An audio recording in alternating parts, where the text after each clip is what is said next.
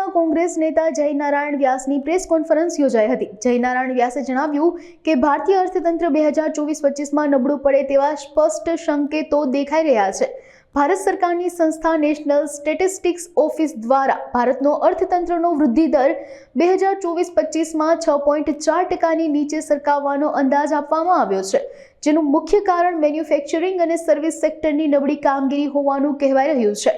80,000 કરોડનું ખાદ્ય તેલ આયાત થાય છે તે મોંઘું બનશે, તેમજ ડીઝલના ભાવમાં પણ વધારો થશે। 2023-24માં 2 લાખ કરોડ રૂપિયાની જીએસટી ચોરી થઈ હતી। આ ઉપરાંત 35,132 કરોડની છેતરપિંડી ઇનપુટ ટેક્સ ક્રેડિટમાં થાય છે, જેમાં રિકવરી રેટ માત્ર 12% છે। 2001માં વધીને 42,700 કરોડ થયો। 2021માં 2,98,810 કરોડ થયો અને 2024માં 3,77,962 કરોડ થયો। એટલે 95 ને 24 છેલ્લા 30 વર્ષમાં જાહેર દેવામાં લગભગ 30 ગણા કરતાં વધારો થયો છે। રાજ્ય સરકારનું જે જાહેર દેવું છે, મારી પાસે આંકડા છે, મને આ ચિઠ્ઠી મૂકી જવામાં કોઈ જ વાંધો નથી, કારણ કે મારી પાસે તો મારા કમ્પ્યુટરમાં છે આંકડા।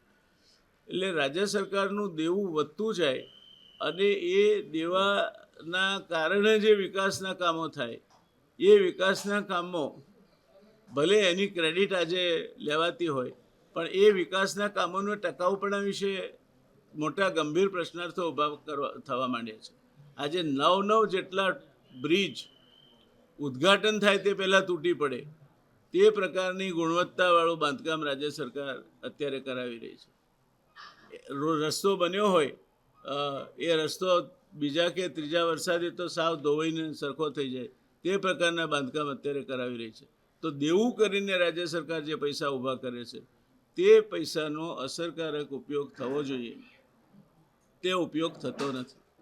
કરવેરામાં રાજ્ય સરકાર વધારે પૈસા ઊભા કરી શકે એમ નથી, કારણ કે ખાસ કરીને માઇક્રો અને સ્મોલ ઇન્ડસ્ટ્રીમાં મંદી છે, એટલે એમાં વધારે પૈસા ઊભા થઈ શકે તેમ નથી।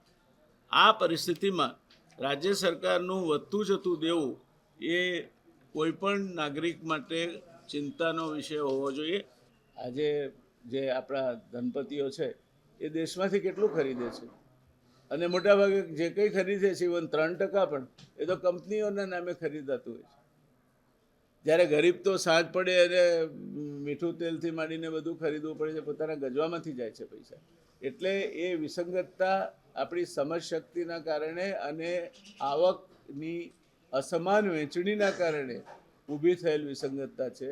આપણે વધારે આવક ધરાવતા વર્ગ પર વધારે ટેક્સ નાખવામાં શરમાઈએ છીએ, એટલે કોર્પોરેટ ટેક્સીસમાં વેપાર બીજે જતો રહેશે એમ કહીને આપણે રાહત આપીએ છીએ 22.5% કરીએ ઘટાડીને। અને આ એક્સપેન્ડિચર ટેક્સની મજા ક્યાં છે કે મોંઘવારી વધે એમ ટેક્સ વધુ જાય, ઓટોમેટિક વધતો જાય। તમે આજે એક વસ્તુ પર જીએસટી 15% લાગે છે ને 10 રૂપિયા કિંમત છે, તો તમે 1.5 રૂપિયો ભરશો એના પર। એ 10 રૂપિયાની કિંમત વધીને 15 રૂપિયા થઈ એટલે 2 રૂપિયા ને 25 પૈસા ભરશો તમે। એટલે એક તો મોંઘવારી વધી અને ઉપરથી વેરો વધ્યો એના ઉપર। આ કારણો છે।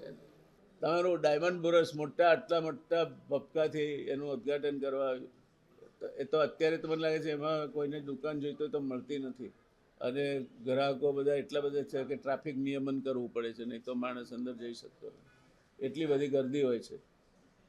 એ ડાયમંડ બુરસની સ્થિતિ છે, બરાબર। ટેક્સટાઇલની શું સ્થિતિ છે? અમુકને વાત કરતા ટેક્સટાઇલમાં અત્યારે મંદી છે, નીટિંગમાં મંદી છે।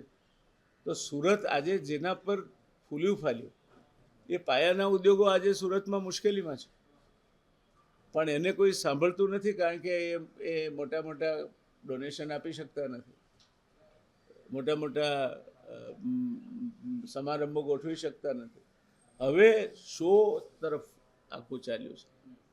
ઇવન ચેમ્બર ઓફ કોમર્સ પણ, એટલે હું ખાલી સતત ગુજરાત ચેમ્બર ઓફ કોમર્સ નથી કહેતો, બધાને કહું છું, એમનું કામ છે સરકારને।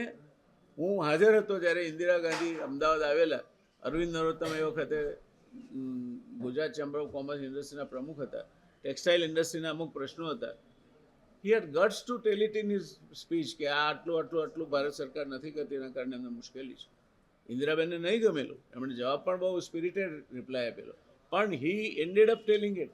આ ચેમ્બરના પ્રમુખોની મહત્તા હતી. આજે છે? આજે નથી. એટલે જ્યાં સુધી આપણે આપણા પોતાના જેને કહેવાય કે આમ આત્મનિર્ભરતાની વાત કરીએ છીએ, સ્વમાનમાં આત્મનિર્ભર છીએ આપણે લોકો, તો આપણે સ્વમાનમાં પણ આત્મનિર્ભર બનવું પડશે. શરૂઆત સુરતથી થાય તો વધારે સારું. અને ઘી પીવો એ નીતિને આ સરકાર અનુસરે છે અને પરિણામે જે દેવું જે રીતે વધ્યું છે, અત્યારે 3 લાખ કરોડ કરતાં વધારે દેવું છે રાજ્ય સરકારનું, તે ચિંતાજનક છે. કારણ કે છેવટે તો કન્યાની કેળે આવનાર પેઢી છે એણે આ બધું વેઠવાનું છે. અને એટલા માટે રાજ્ય સરકારે દેવું કરવામાં વિચારવું જોઈએ અને ખર્ચાઓમાં કાપ મૂકવો જોઈએ. રાજ્ય સરકારે એવું જાહેર કરવું જોઈએ કે કયા આ દેવું ઘટાડવા માટે એમણે કયા ખર્ચાઓનો કાપ મૂક્યો. એક બાજુ બેફામ ખર્ચાઓ થાય છે, વાઇબ્રન્ટ ગુજરાતથી માંડીને અનેક પ્રકારના ઉત્સવો જોઈએ. આ રાજ્ય સરકાર ઉત્સવપ્રિય સરકાર છે. એ જાત જાતના ઉત્સવો શોધી કાઢીને એની ઉજવણી કર્યા જ કરતી હોય છે. અને બધા પાછળ પૈસા ખર્ચાય છે અને પરિણામે રાજ્ય સરકારનું દેવું વધ્યા કરે છે. ઉપરની સ્પીચીસમાં કેન્દ્ર સરકારની અને રાજ્ય સરકારની આઈ હેવ ઓલવેઝ મેન્શન્ડ કે વધતું જતું દેવું એ કોઈપણ અર્થવ્યવસ્થા માટે ચિંતાજનક બાબત છે. અને આ કોઈપણ અર્થશાસ્ત્રીનો મત હોઈ શકે. ક્યારે નથી ચિંતાજનક કે જ્યારે એ દેવાનો ઉપયોગ તમે કેપિટલ એક્સપેન્ડિચર તરીકે કેપિટલ અસેટ ઊભા કરવા માટે કરો છો, ત્યારે હું એની ચિંતા નથી કરતો. તમે ધારો કે એક પુલ બાંધવા માટે દેવું કરો છો, મને ચિંતા નથી, કારણ કે પુલ આજે 100 રૂપિયામાં થાય છે, આવતીકાલે 150માં થશે, એની ચિંતા નથી. કેપિટલ એક્સપેન્ડિચર વધે એનો કોઈ વાંધો ન હોઈ શકે. પણ નોન કેપિટલ એક્સપેન્ડિચર, જેને આપણે રેવન્યુ એક્સપેન્ડિચર કહીએ છીએ, જે પગારોથી માંડીને બાકીના બિન ઉપજાઉ ખર્ચાઓ માટે થાય છે, તે ચોક્કસ ચિંતાનો વિષય છે.